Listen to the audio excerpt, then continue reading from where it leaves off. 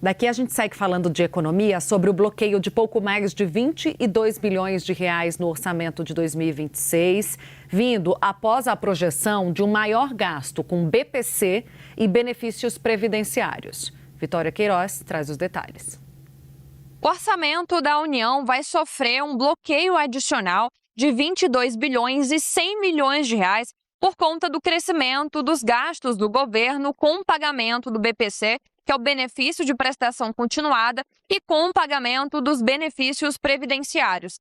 Em março, o governo federal já havia bloqueado 1 bilhão e 600 milhões de reais do orçamento. E agora, depois que foi feita uma avaliação das despesas e receitas do governo, verificou-se a necessidade de um novo bloqueio de 22 bilhões de reais. Com isso, estão bloqueados do orçamento um montante superior a 23 bilhões de reais. Esse bloqueio é acionado pela equipe econômica quando as despesas estão crescendo acima dos limites estabelecidos pelas regras fiscais. No caso do benefício de prestação continuada, a elevação nas despesas foi de 14 bilhões de reais. Já em relação aos benefícios previdenciários, o governo calcula um crescimento de 11 bilhões e 500 milhões de reais. A notícia boa é que não vai haver um contingenciamento, pelo menos essa é a avaliação de momento. Esse mecanismo fiscal é acionado quando a equipe econômica considera que há um risco de descumprimento da meta fiscal ou também quando há uma frustração das receitas do governo. Esse bloqueio é mais uma tentativa da Fazenda de fechar o ano dentro da meta fiscal. A gente vai conversar agora com a consultora econômica, pesquisadora da FGV, Tatiana Pinheiro, sobre esse assunto. Tatiana, bem-vinda ao nosso plantão. Já era possível esperar essa medida antes? Já havia uma expectativa de que isso fosse acontecer?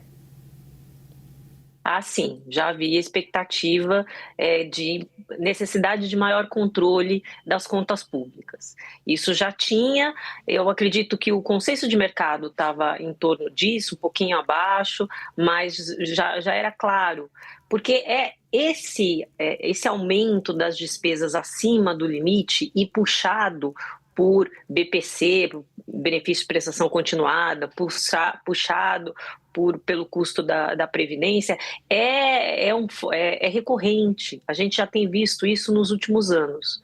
Então, eles sempre revisam essas contas, dizem que contam, né, contabilizam no orçamento, mas sempre você tem uma frustração. Esses gastos, apesar de todo o pente fino, de toda a tentativa do governo de reduzir fraudes e obviamente deu resultado às ações, mas não o suficiente, né? A velocidade de crescimento do benefício de prestação continuada, assim como da Previdência Social do INSS, é muito grande, né? Você tem uma parte que não é fraude, né? A população está envelhecendo, né? Então o crescimento da faixa etária acima de 60 a mais, o crescimento dessa população é uma taxa de crescimento anual bastante alta. E isso, sozinho, já puxa o gasto com Previdência Social. Né? BPC, sim, o controle de fraudes tem uma possibilidade de em algum momento, dar o resultado necessário, né, que as contas públicas necessitam. Mas do lado de previdência, né, de pensão, aposentadoria, eu acho muito difícil eles conseguirem. Eles estão sempre correndo atrás, o cachorro correndo atrás do rabo, sabe? Então toda revisão bimestral, o mercado sempre tem algum tipo de expectativa, né, faz cálculos onde ele vê a necessidade que o governo tem a necessidade de lançar mão ou de bloqueio ou muitas vezes de contingenciamento. O Fernando Nakagawa está conosco também, faz a próxima pergunta, Naka. Obrigado, Tainá. Tatiana, obrigado por estar aqui com a gente neste plantão.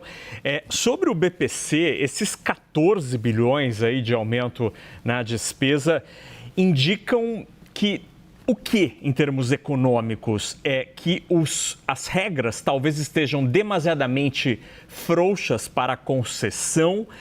Seria preciso repactuar as bases deste benefício? E se isso acontecer, como que você desarma quem já tem este benefício e atualmente recebe o salário mínimo?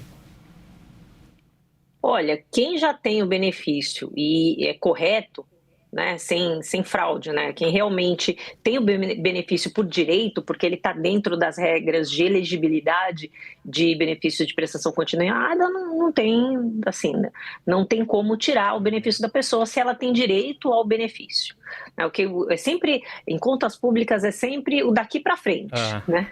Então você pode mudar as regras, né? Mas aí é daqui para frente. As pessoas que estavam de acordo com as regras anteriores e já recebem, já são eleitas para o BPC, eu acho muito difícil que elas deixem de receber o benefício dela. Agora, a questão é que tem fraude ainda. Né? E eles estão nesse trabalho já há 2 anos, eles já, né, desde quando começou, esse governo começou um trabalho de busca de fraudes, né? Você tinha uma questão ali de você conseguir né, algum tipo de aquele auxílio doença, né, via uma consulta online. Sim, com laudos, né?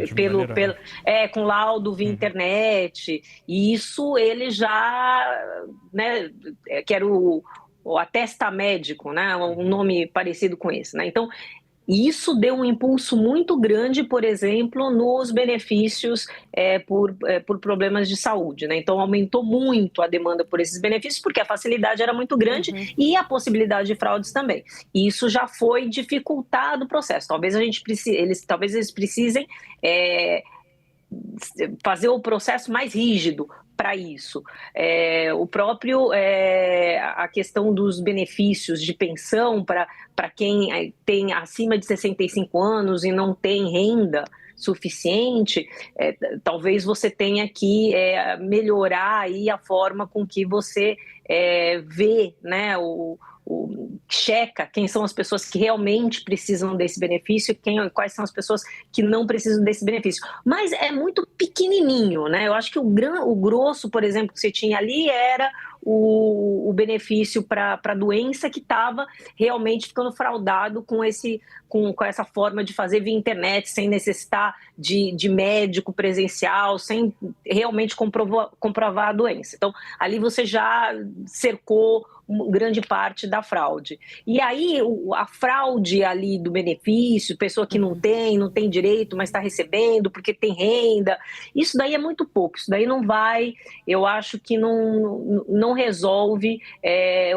o problema fiscal, né? Não consegue conter, isso reduz um pouco a velocidade de crescimento do BPC, mas não muito, porque, novamente, né, a população brasileira está envelhecendo. De acordo com o IBGE, a partir de 2042, a população vai começar a contrair. Então, a gente já está numa fase, a gente já deixou de ser país jovem faz muito tempo, né? Então, a última vez que eu vi, a faixa da população 60 a mais crescia, de acordo com o IBGE, uma taxa de 3,6 ao ano.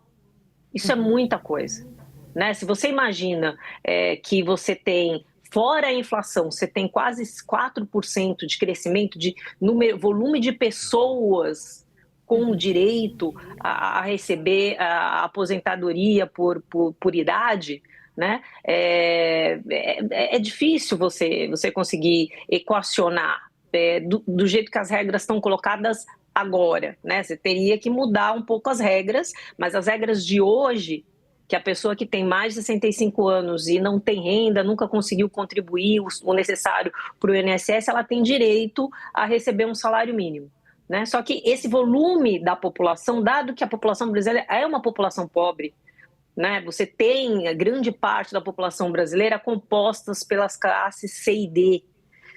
Essa população, ela tem trabalho ao longo da vida dela de uma maneira muito precária. Então, ela vai, grande probabilidade, ela chegar aos 65 anos sem ter o suficiente do INSS contribuído. Professora, então, ela vai cair nesse BPC. Desculpa.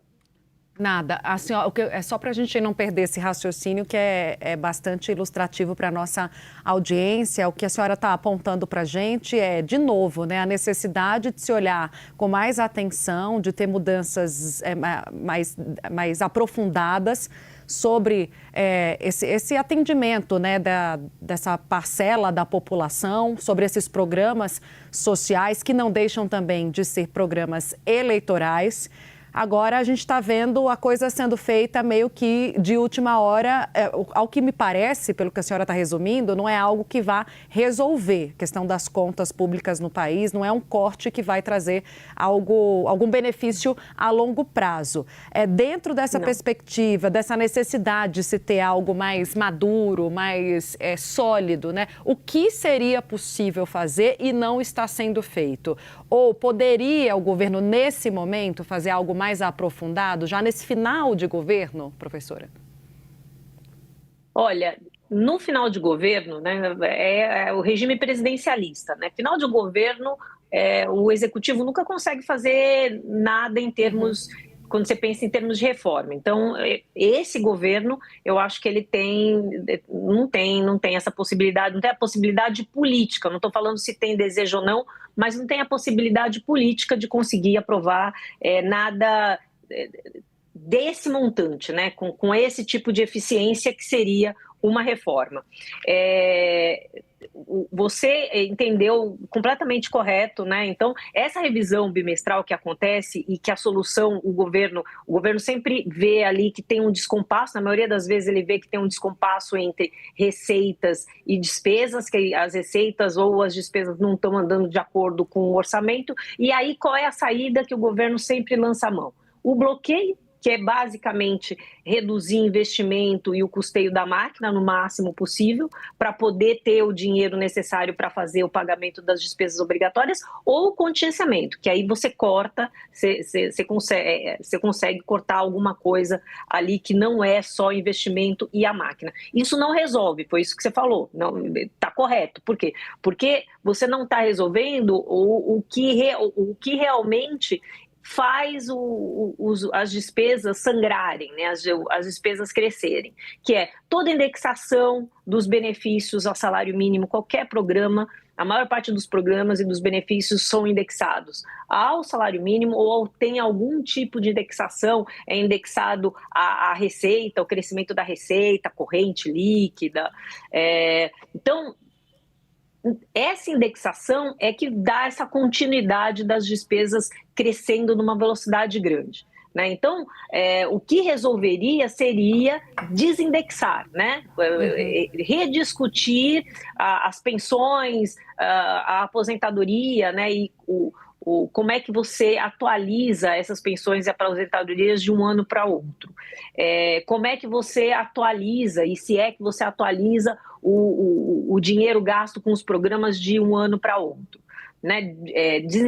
Desindexar os gastos de educação e de saúde, né? Uma vez que você já fez um ajuste ali do quanto era necessário ser gasto. Esse ajuste já foi feito nos 2 últimos anos. Essa desindexação é uma forma de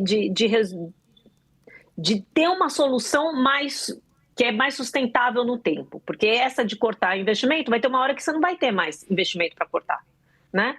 Uma outra solução seria, né, se não dá para desindexar, realmente discutir os subsídios e as subvenções. Só que o ano passado foram um pouco mais de 500 bilhões de gasto tributário, né? Ou seja, tributação que não foi arrecadada porque tinha algum tipo de subvenção para o setor. Só que quando você vai olhar o gasto tributário, esses um pouco mais de 500 bilhões no ano passado, o primeiro gasto é o Simples, o primeiro gasto tributário é com Simples, o segundo gasto tributário, se não me engano, é com a Zona Franca de Manaus. Então, você vê, tem solução, mas aí você precisa de uma discussão maior na sociedade para isso. Por quê? Porque não dá para a gente ficar debatendo o BPC e falando, mas o BPC está crescendo muito. A população brasileira está envelhecendo. Não dá para a gente ficar debatendo o INSS, o gasto com o INSS está crescendo muito. A população brasileira está envelhecendo. E não é justo, nesse momento, você querer cortar esse tipo de coisa ou mudar a regra desse tipo de coisa, sendo que grande parte da população brasileira está na classe C e D. Professora, obrigada por essa conversa. Obrigada, professora, por essa conversa. Essa foi a Tatiana Pinheiro. Ela é consultora econômica, também pesquisadora da FGV, dispondo um pouco do tempo dela nesse sábado para trazer esclarecimentos para a gente sobre esse bloqueio no orçamento do governo. Até uma próxima, professora. Espaço sempre aberto. Muito obrigada, um prazer. Você pode contar comigo. Ótimo, obrigada.